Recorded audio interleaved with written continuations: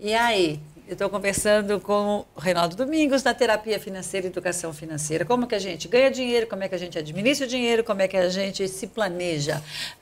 Reinaldo, você falou dos 4 pilares. Quais são esses 4 pilares? Eu falei da metodologia, Da metodologia, né? é. Que tem 4 pilares que você já viu, pelo menos, já conhece um pouquinho disso, não muito, né? Você falou que precisa ser educada financeiramente, mas eu falei que você está no caminho bom, né? Você está no caminho de primeiro ter consciência que precisa. Eu sempre acho que começa pela necessidade de você querer fazer, né? Eu quero levar isso para minha casa. Estar educado financeiramente hoje é uma questão de escolha, não mais aquela questão de falar, eu sei mexer com planilha. Não, não é isso. Nós estamos falando de escolhas de começar a desenvolver os hábitos corretos da educação financeira. Então, o primeiro passo é fazer o quê? Ter uma metodologia que garanta a mudança desse comportamento. Primeiro, estabelecer os seus diagnósticos com relação a tudo que você gasta. Eu vou saber exatamente para onde está indo cada centavo do meu dinheiro. Você sabe para onde vai, Thaís? Não, porque os cálculos, os gastos maiores, a gente sabe para onde vai, né? Para onde eles vão, né? Agora, os pequenos, eu não tenho noção. Então, e eu tenho a impressão que nesses pequenos a gente tem que fazer esse diagnóstico. É tirar uma foto, né? Tirar uma foto da sua vida financeira. Como que a gente tira uma foto da nossa vida financeira? Eu preciso parar a família. Primeiro, ponto básico da metodologia de SOP, de educação financeira, família. É preciso que todos estejam envolvidos, até as crianças. Mas a criança tem 3, 4, 5 anos, não importa. Sente na mesa junto, vamos falar sobre sonhos. Peraí, mas não vamos falar sobre despesas, para cortar as despesas? Não. É preciso envolver a família para falar sobre desejos, sobre sonhos de cada um, individuais e sonhos coletivos. Então, nós estamos falando da família como um todo. Então, o primeiro passo, fazer um diagnóstico, saber para onde está indo cada centavo do dinheiro. E mostrar por que é que nós vamos fazer isso.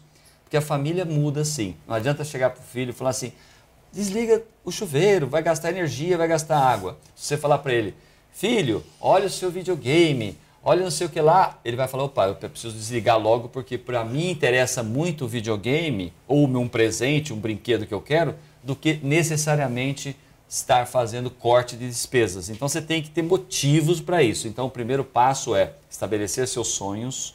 Olhando para isso, você vai fazer o apontamento de despesas. Tudo que eu gastei durante 30 dias. Ah, entendi. Então, na verdade, o primeiro passo é sonhar e depois diagnosticar. Exato. Você tem que fazer o processo primeiro, saber por que é que eu vou fazer isso. Por que eu vou economizar? Eu não vou economizar porque o mundo é chato. Não, muito pelo contrário. É porque eu tenho outras prioridades. Se eu chegar para o nosso internauta que falar assim, quais são os seus 3 sonhos? Você para assim, peraí, 3 sonhos? O de curto até 1 ano, de médio até 10 anos e acima de 10 anos de longo prazo. A pessoa vai ter grande dificuldade para colocar isso de uma forma organizada. Claro, porque a gente não foi ensinado a isso mesmo. Mas se eu falar para você, me fala as 3 despesas que você tem, você fala rapidinho. Luz, água, telefone, você tem um monte de despesas. Então, é necessário mudar a forma de pensar. A família não pode mais trabalhar para consumir só para gastar. A família precisa trabalhar para os seus verdadeiros sonhos. Sonhos mais... E o que eu acho que é muito legal, Renato, porque aí a gente perdão te interrompendo, mas aí a gente para de consumir desenfreadamente. E a gente foca, eu não sou contra consumir, eu só acho errado a gente consumir com coisas que a gente não precisa. Então, vamos consumir o que a gente precisa. E aí são a realização dos sonhos. Então, os 4 pilares, você faz o diagnóstico, sabe para onde está indo cada dinheiro e começa a represar. E vou falar, nós temos em média de 20% a 30% em tudo que nós gastamos. De supérfluo? Tudo, mas olha, tudo. Não é supérfluo só não. Eu estou falando de energia elétrica, que são essenciais, estou falando de água, estou falando de telefone, estou falando de alimentação.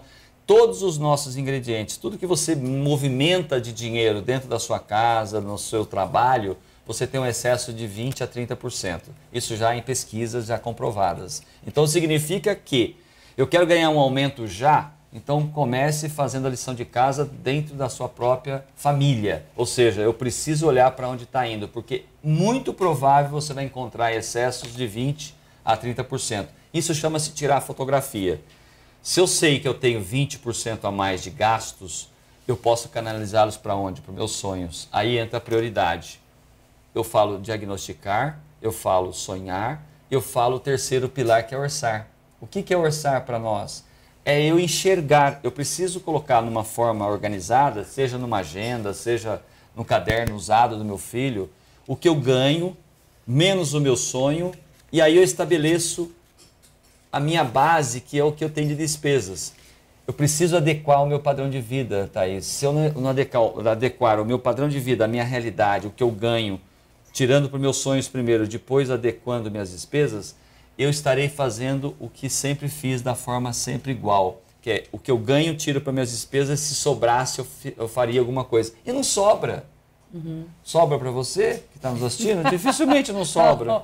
Os meninos de estúdio, está sobrando? Dificilmente. Dificilmente, claro. Então, é preciso mudar a forma de fazer. Por isso que a metodologia ela é muito rica.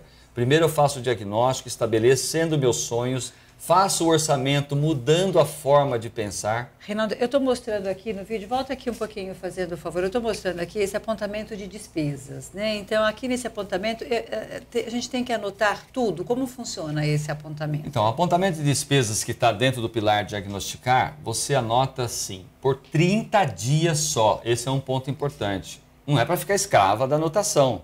É por 30 dias. Família, nós vamos saber para onde está indo todo o nosso dinheiro durante 30 dias por tipo de despesa. Então, eu preciso saber energia elétrica, o que eu gastei durante o mês. Padaria, farmácia. Então, toda vez que eu for na padaria, eu vou anotar lá na seção padaria. Na seção padaria. Então, nessa folhinha padaria, eu vou lá e anoto e vou conseguir identificar o que eu gastei 30 dias na padaria.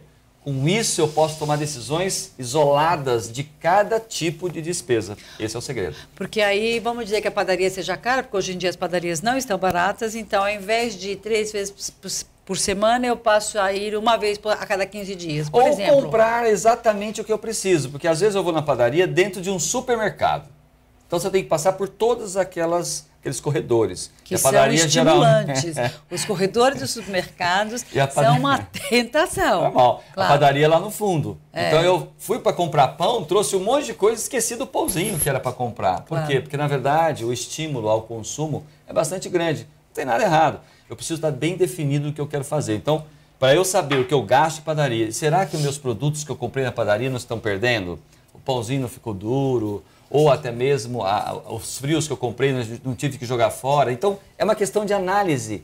Parar durante 30 dias fazendo isso significa você falar com a família, olha aqui o que nós podemos economizar em tudo que nós gastamos. Aí o dinheiro aparece. Mas é legal, porque a gente não tem este hábito de fazer um diagnóstico.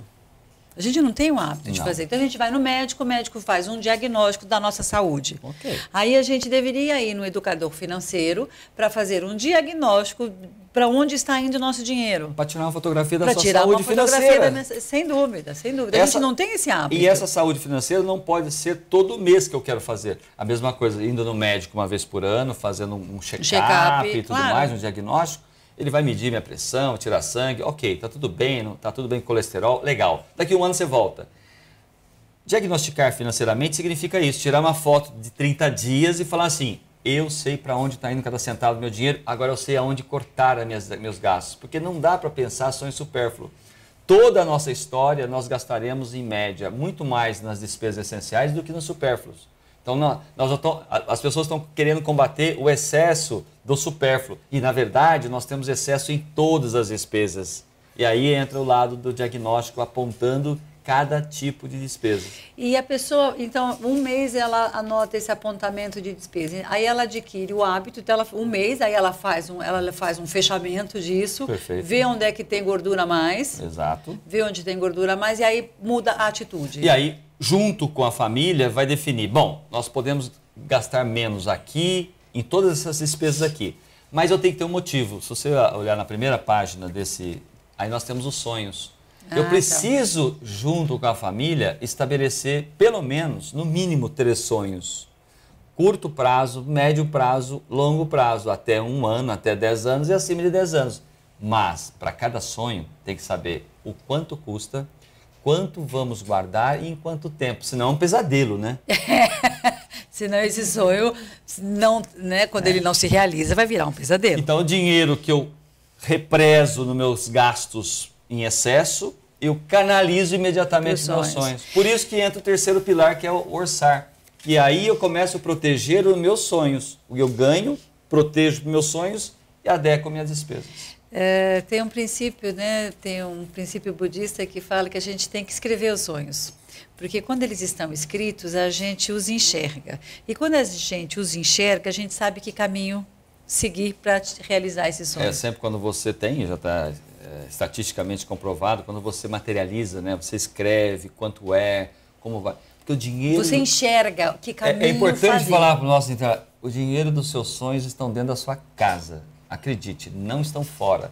Eu preciso trabalhar mais? Não, o governo vai reduzir as taxas de juros. Não vai interessar. O que interessa é que com o que você ganha, com o que a sua família tem, você efetivamente faz com que transporte das despesas em excesso para os seus sonhos. Por isso tem que ter a metodologia estabelecendo os 4 passos. Entendi. Diagnosticar, sonhar, orçar, poupar. Okay. Poupar porque preciso guardar dinheiro para os sonhos. Se eu não guardar, como é que eu realizarei? Então, a gente vai conversar no próximo bloco com o Reinaldo Domingos, do TSOP, da Educação Financeira. Vamos falar um pouquinho de dívidas, que acho que é o pesadelo de quase todo mundo no próximo bloco. Até já.